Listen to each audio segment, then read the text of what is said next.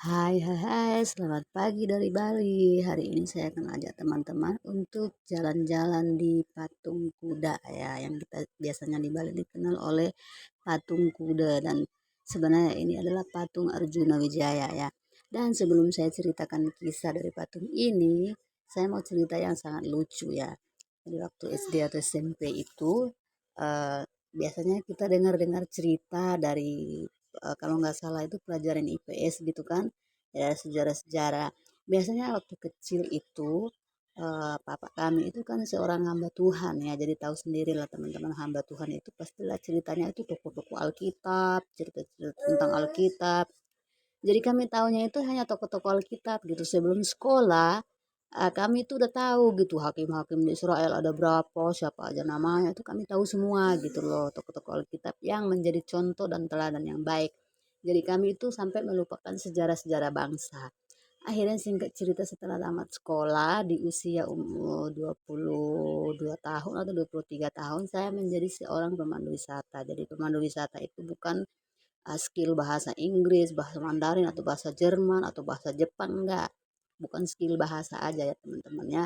Jadi kami patut mengerti atau tahu tentang sejarah-sejarah patung atau spot wisata yang ada di Bali. Kami harus tahu gitu ya. Jadi pertama kali saya membawa itu tamu dari Australia dan pada waktu itu saya masuk ke mobil dengan PD-nya dan saya bingung mau cerita apa. Akhirnya saya berinisiatif berjumpa dengan seorang kakak yang udah pengalaman di dalam pariwisata dan di situ saya dapat ilmu bahwa ketika kita bawa tamu pariwisata itu kita harus mengerti tentang sejarah-sejarah patung yang ada di Bali, bangunan-bangunan yang ada di Bali, spot-spot yang ada di Bali, misalkan sejarah Tanah Lot, Garuda Wisnu Kencana dan lain-lain ya. Jadi bukan hanya seorang pemandu wisata aja, tetapi harus mengenal atau mengerti sejarah yang sebenarnya ya. Jadi supaya kita ketika cerita dengan tamu, kita nggak hanya modal skill bahasa, tetapi sejarah pun kita harus tahu gitu ya. Oke teman-teman ya, ceritanya itu dan saya akan lanjut tentang sejarah tentang patung ini ya. Biasanya di Bali kita kenal dengan nama patung kuda karena dia dilukis eh, seperti kuda gitu ya. Dan ini adalah karya seni Pak Nyoman Nuarte ya. Beliau tinggal di Tabanan, Bali ya. Selain patung kuda ini, beliau juga memiliki karya seni yaitu patung Garuda Wisnu Kencana atau yang dikenal oleh banyak orang itu GWK. Dan juga beliau juga punya karya seni yang ada di Malang ya, yang Tugu di Malang itu juga karya beliau ya. Jadi banyak lagi berbagai patung yang beliau buat gitu ya. Beliau tinggal di Bali.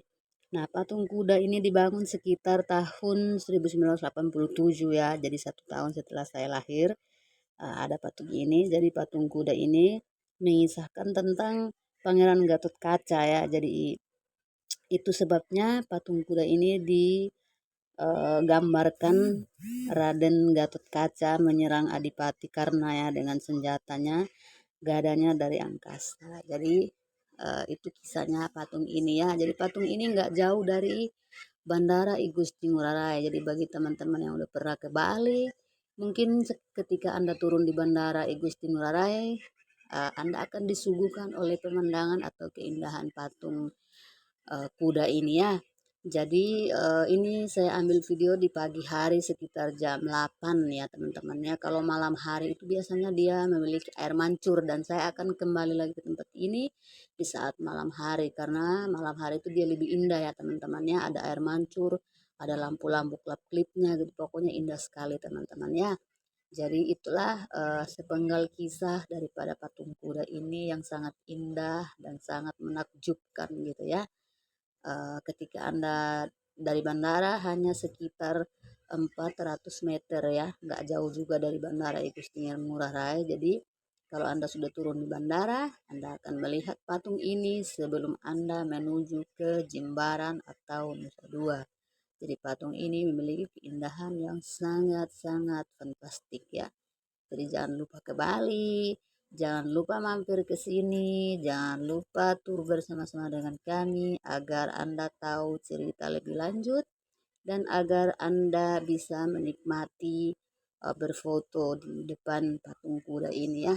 Sampai di sini, Tuhan berkati. Bye bye.